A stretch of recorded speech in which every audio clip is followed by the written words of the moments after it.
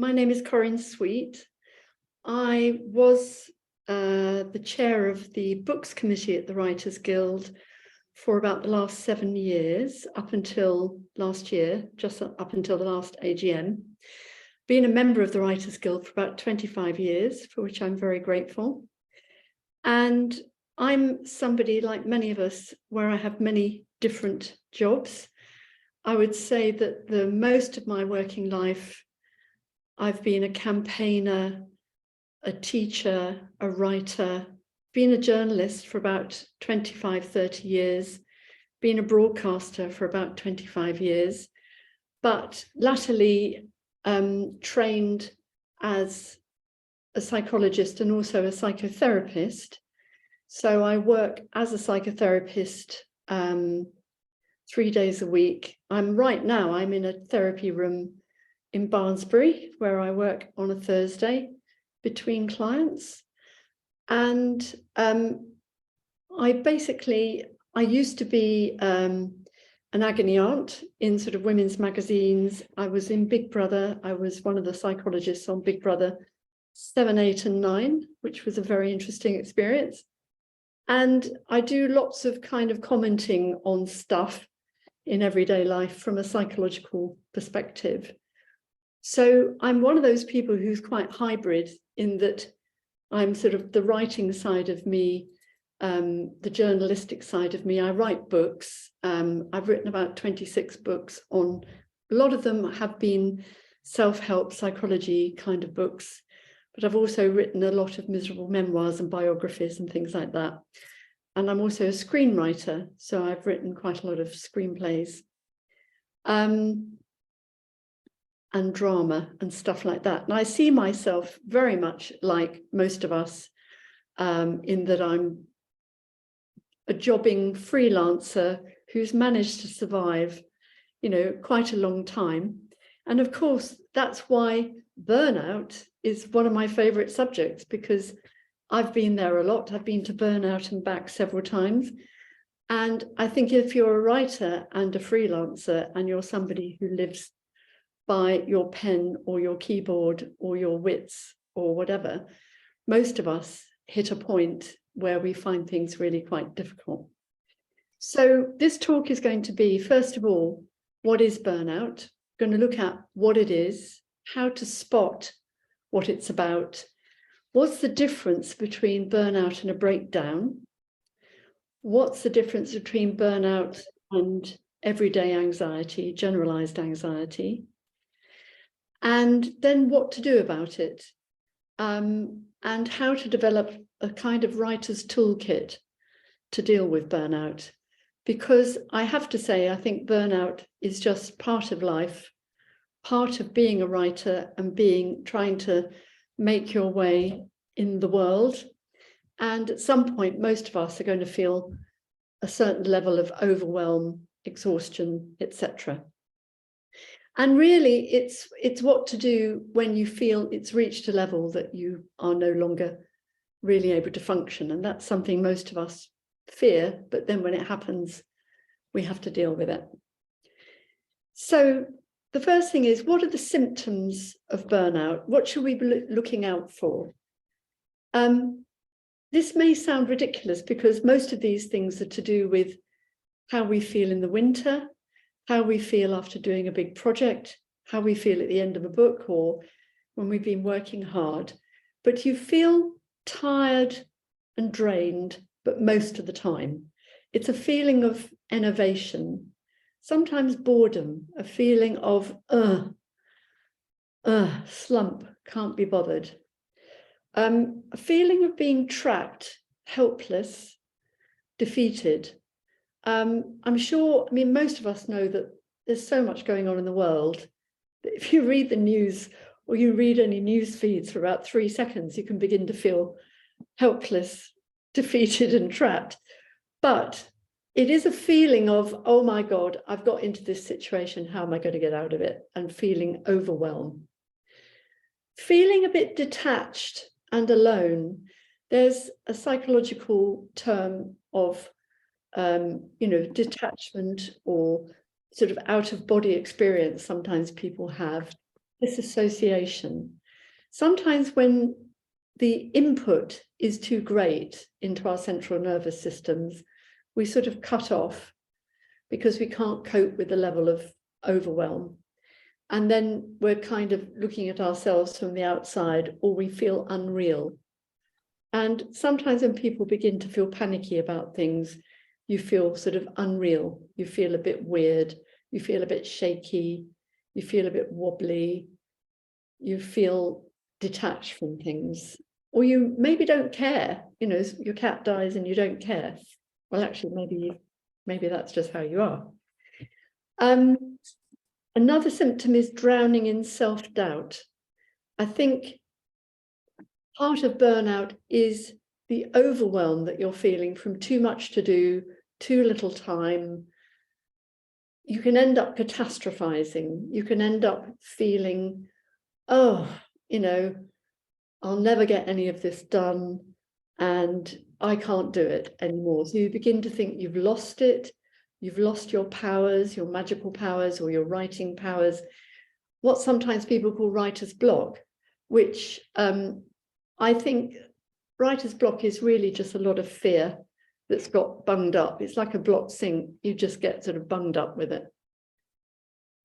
Procrastinating. If you find yourself putting off things, going slower, you know there's those things you've got to do. You keep not finishing something. You put it off, you hide it under the bed, you put it behind the sink, you put it in a drawer, you know, that kind of thing. And disturbed sleep.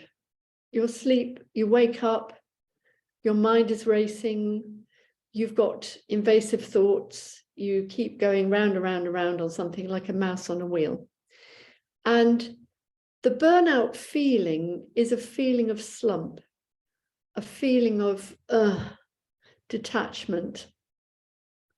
So what's the difference between burnout and just generalized anxiety? I would say in the pandemic and during the last 2 or 3 years, in a funny sort of way, and I'm bearing this in mind because we're now in a mental health awareness week at the moment, which is one of the reasons why the Writers Guild is doing this. We have had 2 or 3 years of becoming much more aware of ourselves and our moods and our mood swings and our states. So as the world drew in on us and we had to live in a box and manage working at home and dealing with children, neighborhoods, elderly relatives, all those things, while working or finding work or losing work or whatever, I think the pandemic sort of gave us some opportunity to learn more about ourselves and how we work. For some people, that's been horrific.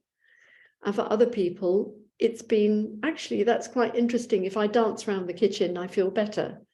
Or, you know, doing Sophie Ellis-Bextor's disco at home, or, you know, learning to do macrame, or growing herbs in a teapot, you know, whatever it was you did, learning that your life came down to a smaller place. And actually, for some people, having to go back into workplaces, having to go back into trying to make a work-life balance has actually increased anxiety and has increased burnout.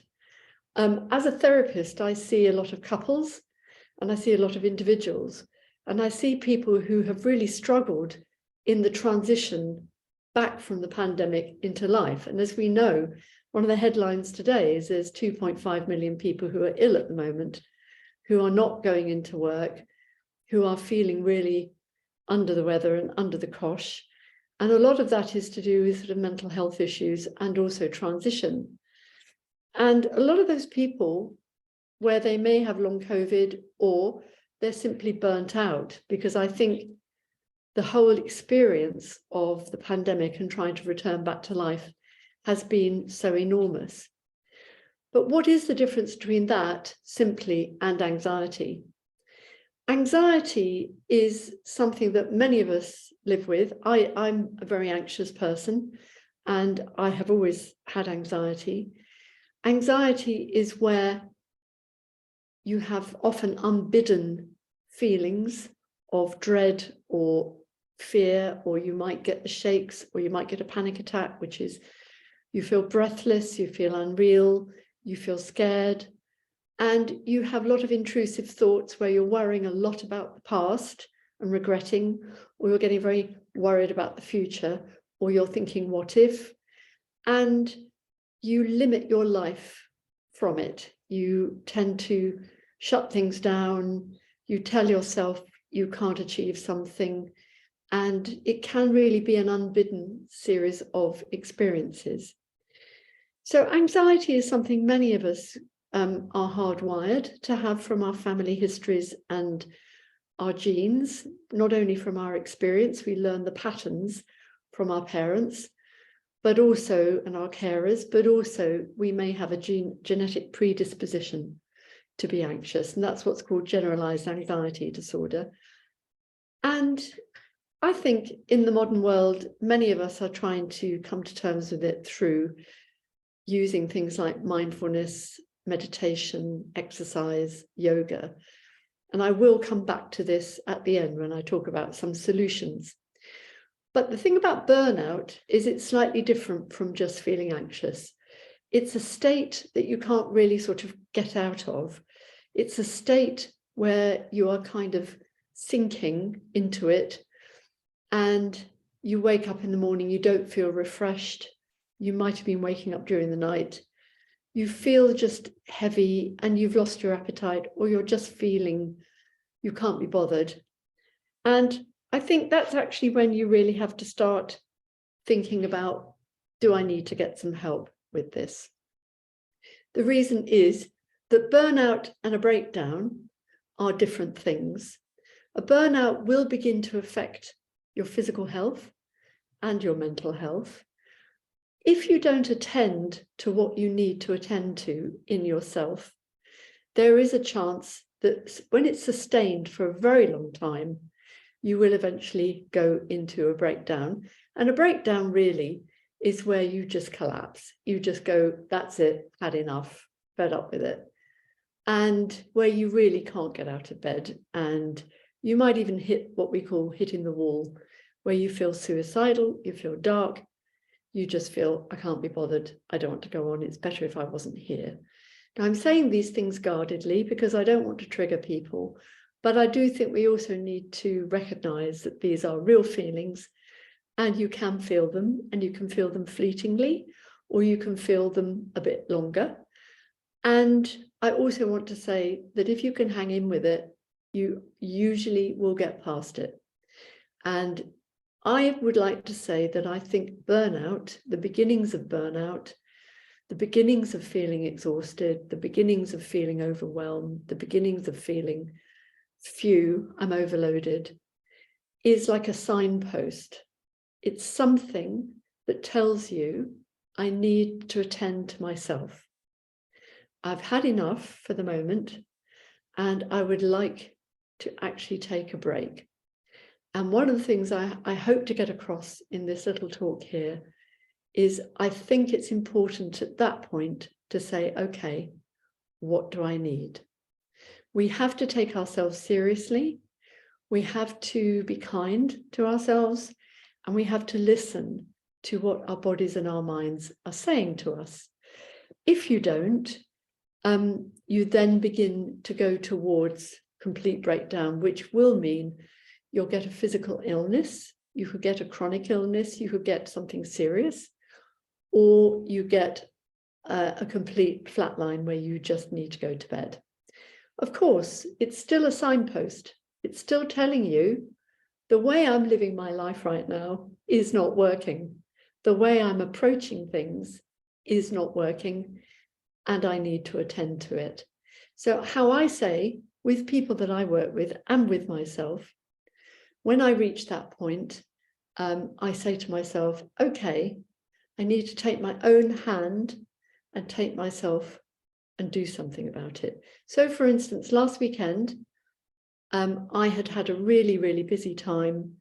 I had people coming from Australia who stayed for 2 days. It was lovely to see them, but it was a lot of extra effort. I'm working, I'm writing things, And by Saturday lunchtime, when they left, I suddenly felt burnout. I felt exhaustion. And I had the ability to put myself to bed. I got lots of water, got into bed, watched Eurovision, and I actually slept for most of Sunday. Now, I was in a position that I could do that because I don't have young children and I'm not caring for somebody. But I just said to myself, it's time to stop. Turn the phone off, turn devices off, and only watch comedy. Don't watch the news. Just completely gave myself a break. Got some nice, nourishing food and let myself rest. And I actually felt worse. I felt tireder, I felt weepy, I felt exhausted, and I could feel myself beginning to think, oh dear, am I going to get better? I ought to get up and do blah, blah, blah. And I think one of the things I always say to clients is that oughts, shoulds, and musts are your biggest enemy. Try and catch the oughts, shoulds, and musts and put them in the bin. And try and listen to your body and listen to how you feel. And how I felt last weekend, I had a cold. I realized my body was saying stop. And I did sleep. And I did get some acupuncture on Monday. And as the week has gone on this week, every time I've given myself a little break for a snooze or a nap, I realize I'm in recovery now from a cold. And I'm trying to be good to myself rather than talking to myself in a rather stentorian, parental, headmasterly, headmistressly kind of way. So see the burnout as a signpost. Pay attention to what your needs are, physical needs and emotional needs. I think in our culture, and this is particularly true of British culture, and if anybody's been to private schools or public schools, there is a whole message which is put up with it, keep going with it, ignore it, don't moan, mustn't grumble, get on with it. And of course, when you're a parent to young people or you're a carer, it's incredibly hard to get the space and the time to look after yourself. I also think in particular women, we take on all the caring responsibilities and it's really difficult for us to put ourselves first. But I think actually putting yourself first, learning to listen to yourself, it's not selfish, because the selfish label is always the thing that we throw at ourselves when we want to be nasty to ourselves. I think it's very, very important to say, I need right now to put myself to sleep, to put myself into bed, to put myself in the bath, to give myself some nourishing food, to get some sleep. So if you can start paying attention to yourself, you can begin to nip in the bud the cycle of escalation. With burnout, there can be a cycle of escalation, as I said before, into complete breakdown. And that's, I know it's really difficult if you're working on a film set, if you're working in radio, other people are dictating deadlines, you've got to finish a book by a certain date. I know how hard that is. I have done it myself many, many times, saying to myself, when I get to the end, I will do all this stuff. But you have to build into it moments. I wrote a series of books during lockdown called 2 minutes, 2 minutes sleep, 2 minutes confidence, 2 minutes peace. You literally can say, right now, I'm feeling a bit rough. I'm going to have 5 minutes, 10 minutes, 15 minutes where I stop. And you ask yourself, what is it I need? And you build this in during the day. Now, I know many people who work in offices, in high intensive situations. It's very difficult because there is such an ethos of keep going in our culture. But you have to actually say, I'm taking this time out. I have a garage I take my car to, and it's run by a lovely Frenchman and a lovely Greek man. And they close the garage at lunchtime. They put a little checkered red and white cloth on a table. They have lunch in a truly French manner and a Greek manner, and they close for an hour. And this is on the North Circular in London. And I adore these guys because they say, we are taking a lunch break. and they have their lunch. I say to them, what are you having today? They say steak frites. They sit there, they have their lunch. So they work up to lunchtime, then they work afterwards. Most of us, if we're going back to work, we're working at our desks. We are eating on the run. We are grazing. We are missing meals. We don't do that basic body maintenance that we need. And we don't really look after ourselves. So part of dealing with burnout is to start understanding what your needs are. What goes with burnout quite often is an increase in addictive behavior, drinking more, keeping going on caffeine, drinking more alcohol, living on sweets, fat, sugar, carbs, because all these things keep us pepped up, even taking drugs and tablets that keep us going, like Red Bull type drinks and all that kind of stuff. And of course, that burns out your kidneys completely and burns out all your energy. It makes you live on adrenal energy and you can get over adrenalized. So what you need to do is start looking at your work-life balance. Look at what's going on. Is it a relationship issue that's going on? Is it money worries? Is it about the work you're doing, job insecurity? Are you trying to move house? Are there things happening in your life that you're not really addressing that you need to? And ask yourself, do I need some outside help to think through things? And sometimes, I think this is writers in particular, we tend to think that we are the ones, we just have to manage everything ourselves, or, we have a deadline, we've got to rush up to that deadline. But sometimes we do need to talk to a life coach, we do need to talk to a therapist, we do need to talk to a counsellor.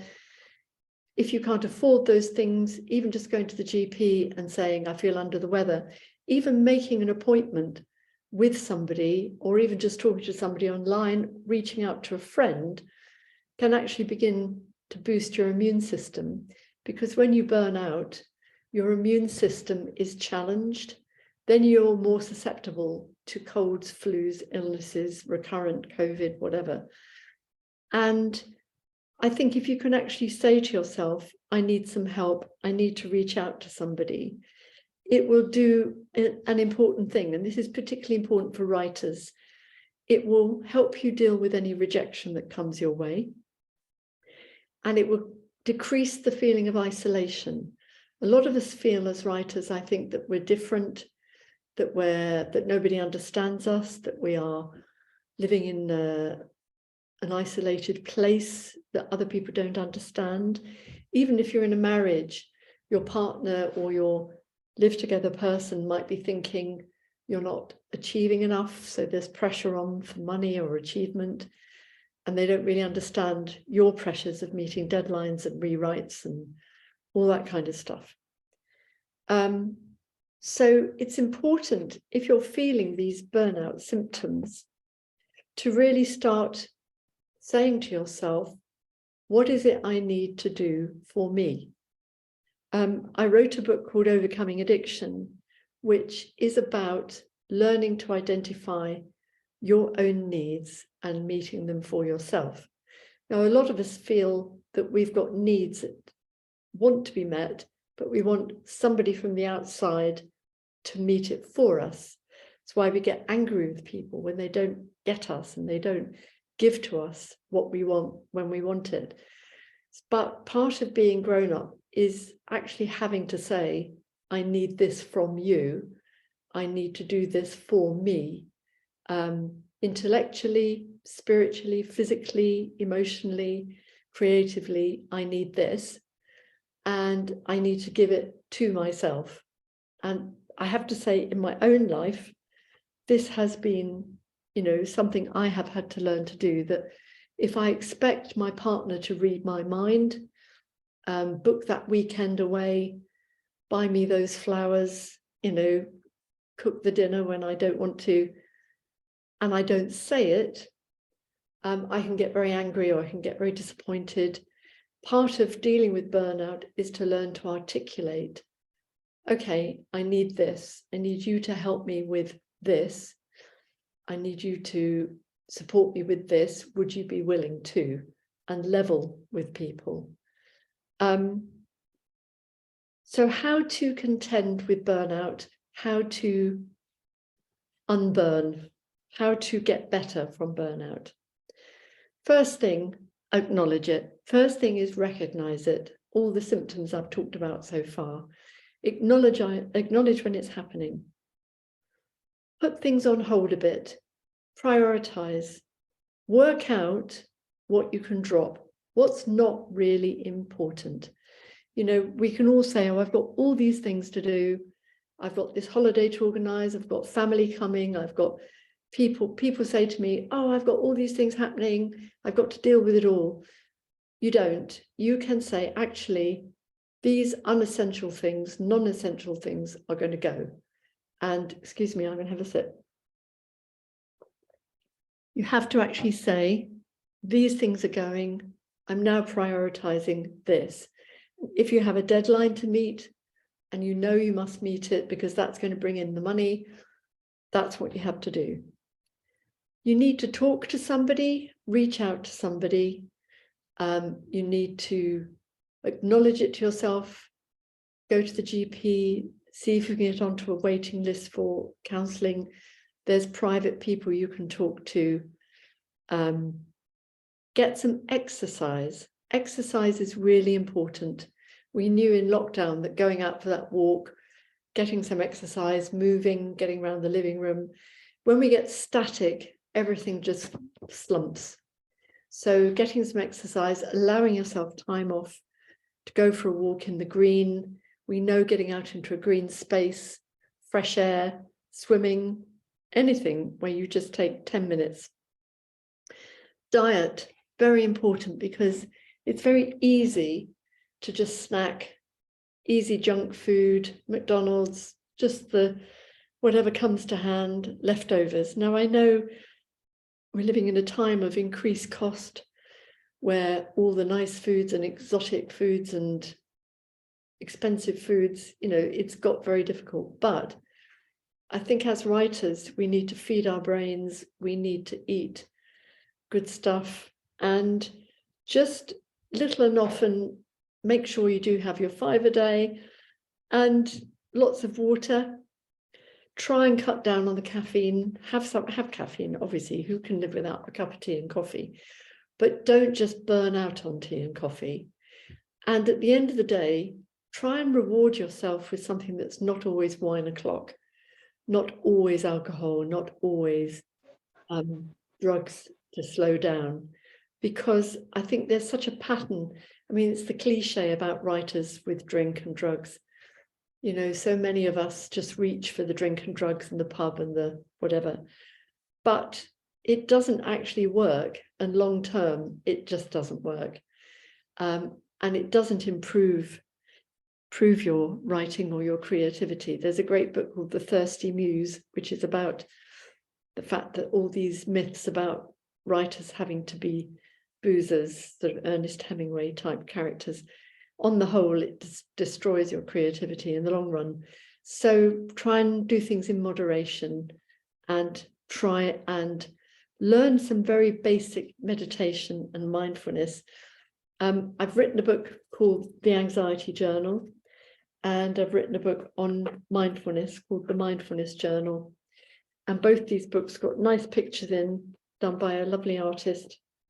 And they basically got lots of exercises in about what you can do to reduce anxiety, even just basic meditation that you can download an app like Mind or, you know, like Headspace, Calm, all those sorts of things. And they will help you just calm things down, begin to lower your alpha rhythms in your brain, so your brain begins to level. And if you just do it for 2 minutes or 5 minutes, beginning of the day, halfway through the day. I'm here in my therapy rooms at the moment. I lie on the floor for 10 minutes or lie on the sofa just for 10 minutes just to meditate. And you can do that in your car, not when you're driving, but you can get in the back seat, you can pull into a lay-by, you can do it in a lift, you can do it on the loo. You can do it anywhere. You can just literally calm your mind down. just get it slowed down, focus, get back to it. Even just looking out the window at the sky, even just looking at a plant, looking at flowers just for a couple of minutes can help. One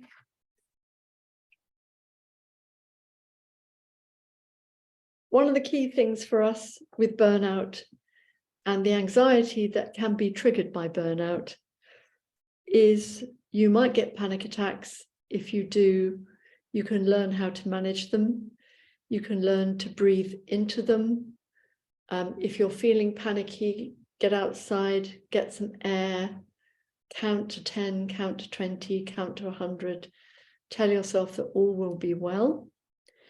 If you have intrusive thoughts, which is something that I see a lot with people, I have also written a book on CBT, which is cognitive behavioral therapy. There's a lot that you can learn from these things that you can just integrate into everyday life. The thing with CBT, which most of us have heard of, some of us have done, is that I always say to people, think of yourself as a racehorse with the blinkers on. If you're constantly looking back and regretting and worrying about the past, you're not in the present. And if you're constantly thinking, what if only, oh my God, the future, catastrophizing, you're not in the present. So put the blinkers on and just get into the present. And you have to live literally 1 second at a time. It's like if you're going to eat an elephant, you start with one toenail and you start nibbling one toenail, and you have to get into the one moment that you're in. And then the next moment follows, and the next moment follows. But if one of the characteristics of burning out is the overwhelm about all the regret in the past, all the things I didn't do right, the failures, the things I didn't get right. I've written a book that bombed. It took me 3 years to write it. It bombed, and the books that I write in 2 weeks do very well. So what do I learn from that? I have to learn something. I can't agonize about it. And as good old William Goldman said, nobody knows anything.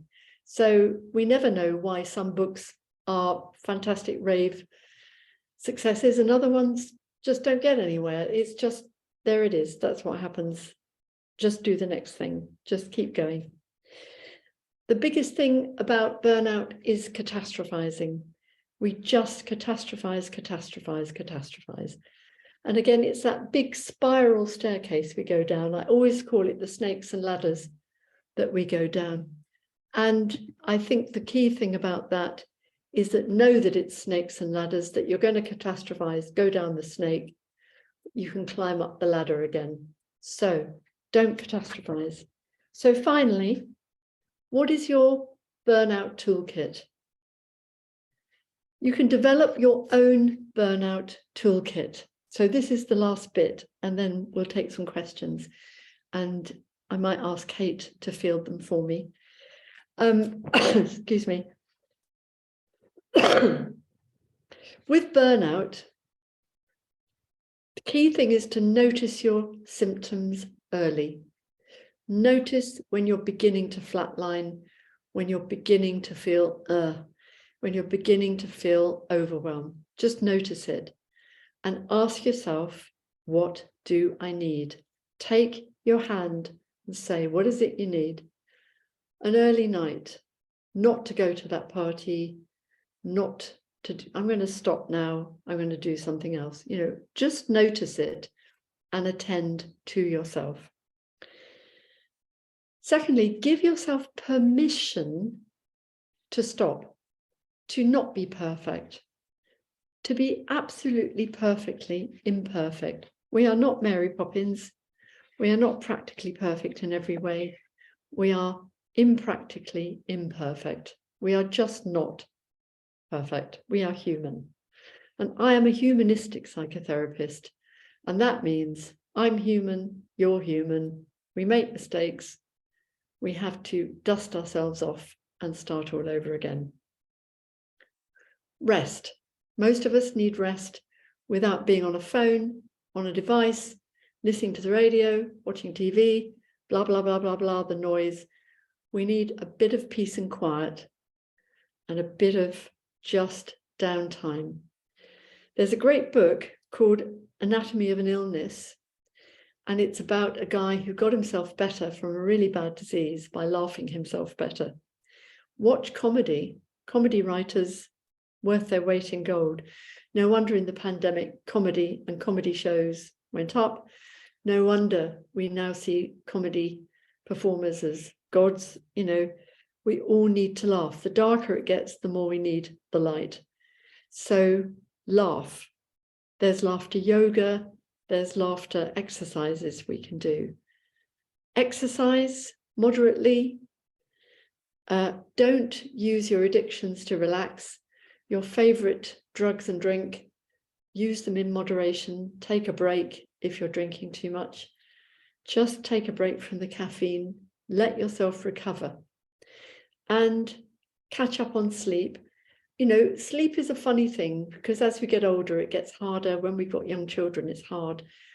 But even naps during the day, a 15 or 20-minute nap can actually refresh you and get you through the rest of the day. And there's no harm in it, particularly if you're driving. Take naps in laybys or just get off the motorway and go and nap. So for freelance writers, this is the last bit, or for writers. If we burn out, we need to stop the negative self-talk. We need to not say, it's all over, I'm useless, I'll never succeed, you know, blah, blah, blah. Don't catastrophize, snakes and ladders. You can still, your best work is yet to come. Do something to improve your situation. You can even change your own mood volitionally. We learned this with CBT. There's a lot of neuropsychological research now that shows that we actually can change our moods ourselves by changing our situations. It's like point of view in a screenplay. You can actually change your point of view about yourself.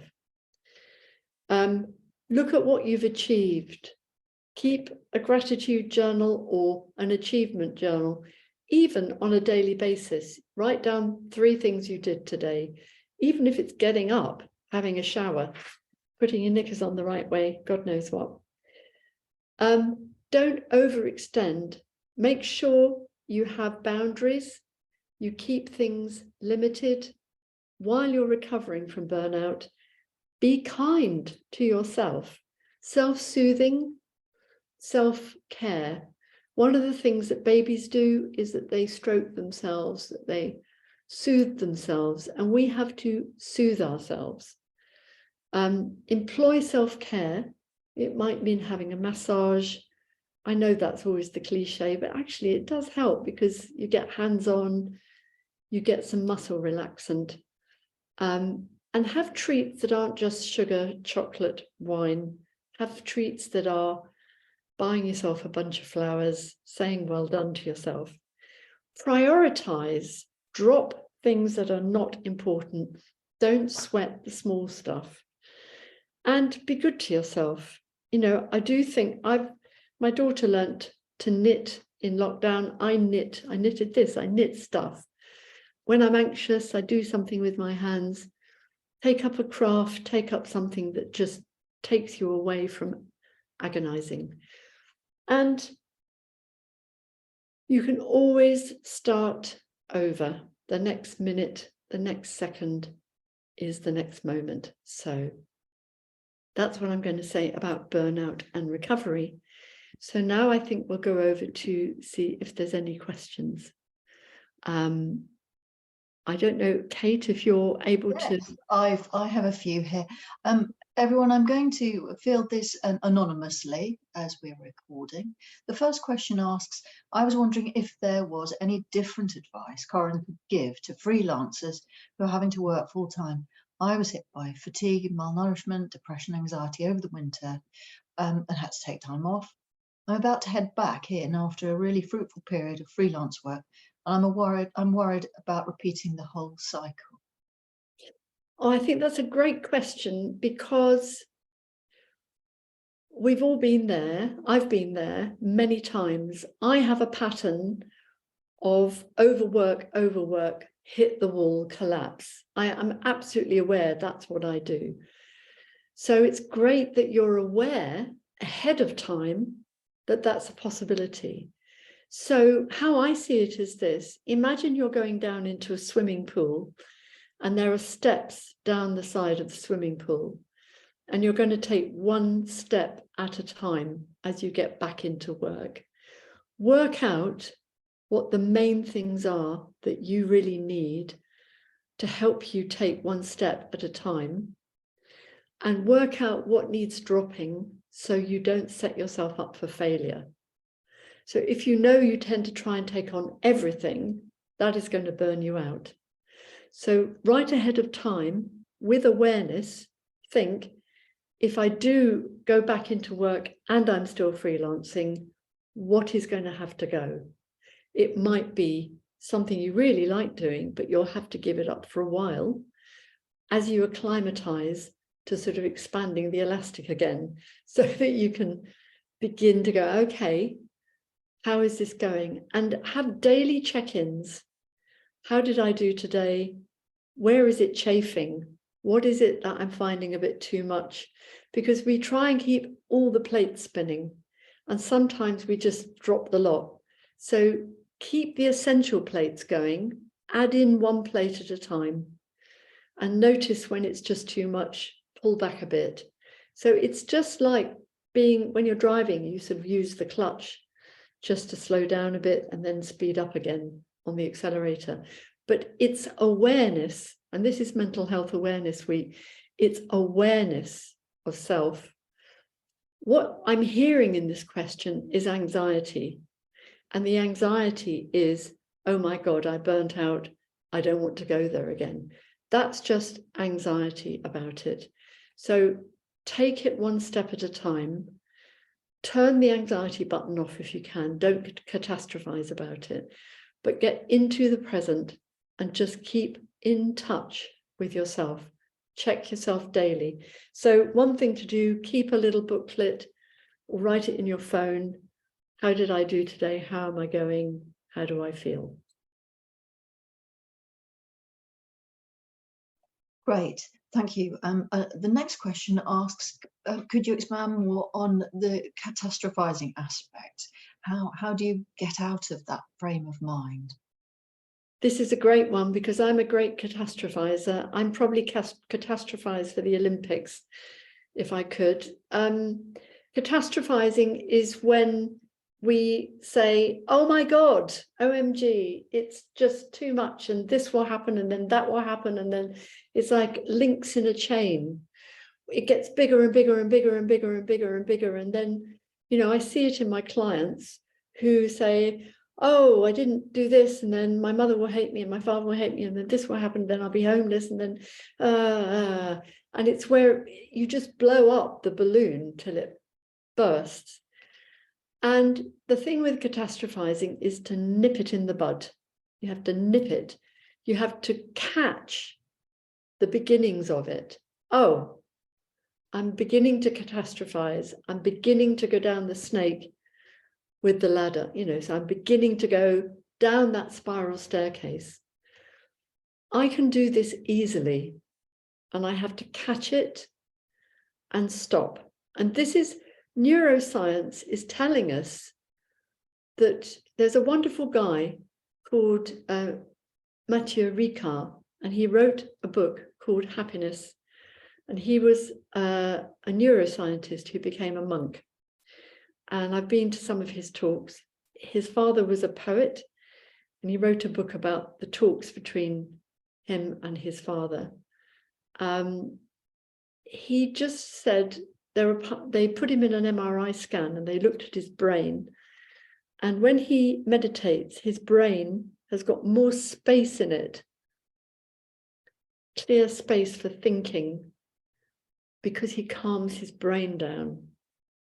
And catastrophizing needs us to calm our brains down. When we do, the alpha rhythms, which are going like this, will calm down, and we can reclaim some of our brain space that we can then begin to think about other things and deal with other things. So learn to pull back the catastrophizing volitionally, meditate or get mindful for at least 5 minutes, slow things down, and then just come back and think, right, what do I need to do? And it's something that you actually can learn to do. If you catastrophize, you get out of control, you can set off a panic attack. You're then just going in a sort of spiral of self-defeating self-attack. And it means that you won't finish a deadline and you won't feel good. So you can slow things down and get back to a level place. Great, thank you. A third question asks, often imposter syndrome leads me to overworking, as I feel I have to prove to myself and to others that I deserve what I've achieved. How do I tackle that feeling of inferiority and of feeling a fraud? I love this question. I love these questions. Imposter syndrome is just where we feel undeserving and where we have low self-esteem. And I work a lot with clients who feel bad about themselves. Mostly, for most of us, and I include myself in this, we didn't get encouraged. We got put down at school, with family, competition. We just got criticized, we got attacked, we got ridiculed, we got humiliated. You know, nobody noticed that we were talented, clever. You know, we just got put down. And one of the things that we do is we internalize that. We believe those voices. Imposter syndrome can be reduced by building your self-esteem from the inside out. Get a piece of paper, write the 5 or 10 things that you like about yourself. Write down the 5 or 10 things that you have achieved, even if it's 3 things. When it comes to comparison with others, that is one of the biggest self-attacks that we do. We call it compare is despair. The minute you're going down the road of, well, I haven't written 40 editions of EastEnders and I haven't won that award and I haven't published that many things and OMG, and we start going down that snake. It's when imposter syndrome becomes firm. That's when we start attacking ourselves with acid, really. So what you have to do is look at what you have done and value it. And you have to do it from the inside out. And what you have done, your sand castle that you've built, is good enough. There was a great guy in the 1960s in childcare sort of psychology who wrote a lot about being good enough parents. And there's a lot of us who are good enough therapists, and we can be good enough writers. A lot of us strive for perfection all the time, and we strive to be the best. And of course, you want your personal best, but nobody is perfect, and being good enough is good enough. So with imposter syndrome, give up comparing. Compare is despair. In that, it'd be a lot of envy and competitiveness with other people, jealousy at the awards ceremonies and all those things that other people have got and all that stuff. Just drop it. It just does not help anything. And value who you are and what you are from the inside out. No matter how small, what you have done is good enough. Thank you. Another question asks about coping with financial instability. This from a playwright saying there's even less money now than ever in theatre. And so much has been cancelled or is suddenly up in the air. It's difficult to stay positive and really tricky, feeling fragile and having so little control over what you earn. What advice could you give here? Oh gosh, I really feel for you. And I know my daughter runs her own theatre company and I know how hard it's got. You've just got to get professional at all those Arts Council grants and all those applications. It's exhausting. And if you keep getting knocked down, you know, you just have to keep standing up again. I know it's incredibly, incredibly hard. Money distress. I wrote a book called Stop Fighting About Money, which was for couples. Most of us have got money patterns. And we also have what I call emotional money baggage. And that baggage comes from our histories, our cultures, our life experiences, our gender. Sometimes we are our own worst enemies in that we tell ourselves there's nothing out there for us. It's what's called poverty consciousness, that we tend to keep ourselves on small rations. That's not to say that getting money isn't difficult, but I think there are ways of getting money, not just robbing a bank. Brinksmack comes to mind. That was a great mini-series.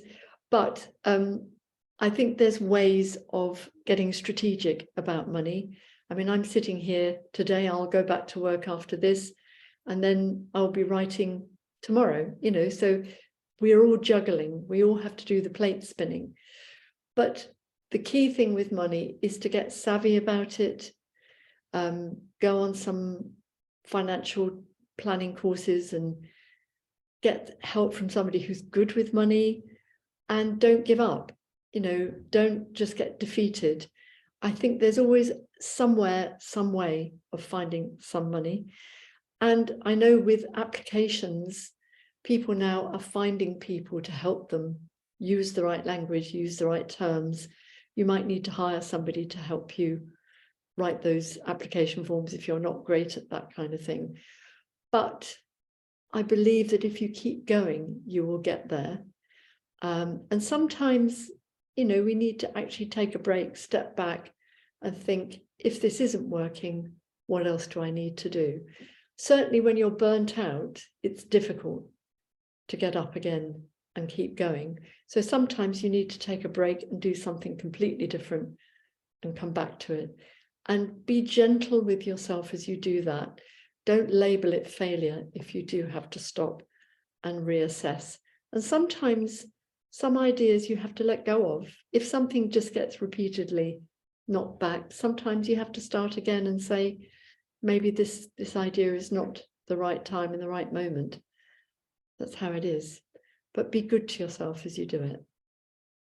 Our final question today returns to burnout and asks, how can you get out of burnout when you have multiple projects due? As a writer, I find it very hard to defend my bandwidth, great phrase, and define my own schedule, as I tend to default to trying to please others instead. Well, I wrote a book. I'm afraid I've written a lot of books, but I wrote one called How to Say No. It's a bestseller in Armenia and Saudi Arabia for some unknown reason.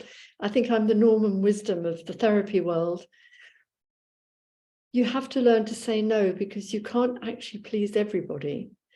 And I think sometimes you have to be able to go back to people and say, I know I've agreed all these deadlines, and sometimes some of them have got to be shifted or shunted. And we get into a real snit, as the Americans would say, because we've got ourselves into a pretzel. We've got ourselves into a corner where we've agreed to so much that we can't actually handle. And I would then say, take a huge step back, take a huge breath with a best friend or a colleague, look at your deadlines and really see what has to be shifted. You cannot please everybody. You can't meet all deadlines all at once. You can't do your best work that way. And if you're burnt out, you have to actually acknowledge that. And you will find sometimes if you go back to people and say, actually, I'm going to need another week for this or another 24 hours. It's better that you produce good work than you produce half-assed work. And, you know, I say that as somebody who's a deadline junkie, but sometimes you just have to say, if I had this bit more time, or I need this time for the rewrite, you're straight about it, but don't go into over apologetic just be straight about it. Be as level and as straight as you can be. There's something called the drama triangle, where we go to victim, persecutor, and rescuer. It's from transactional analysis. And we either can end up in a victim corner, a rescue corner, or a persecutor corner. And many of us whiz around this triangle all the time, feeling a victim, and then we get persecutory, it's all their fault, or then we get rescue, oh my God, I'll have to do it. If you can level with people and say, you know what, I agreed to this deadline. It's not now going to be possible, but I could do it by 24 hours later. You can't do it with everybody, but try and find the corners where you can do it and be level with yourself at the same time. If you start catastrophizing in this, you will be your own worst enemy. Say to yourself, okay, learn from this, and next time I will actually be a bit more realistic in my scheduling. So try and learn from any of these. I've got, I think when I did an MA in screenwriting, and as I did it, as I wrote my film for the deadline, I also had a book deadline, and I had 2 deadlines on the same day. Now, I did actually make it, and I was looking after a 7-year-old, but boy, was that hard. And I decided afterwards, I'm never getting into that corner again. There is a sort of grandiosity sometimes in us writers where we think we can do everything. Sometimes we can't, and just be realistic about it. And don't be hard on yourself about it as a consequence.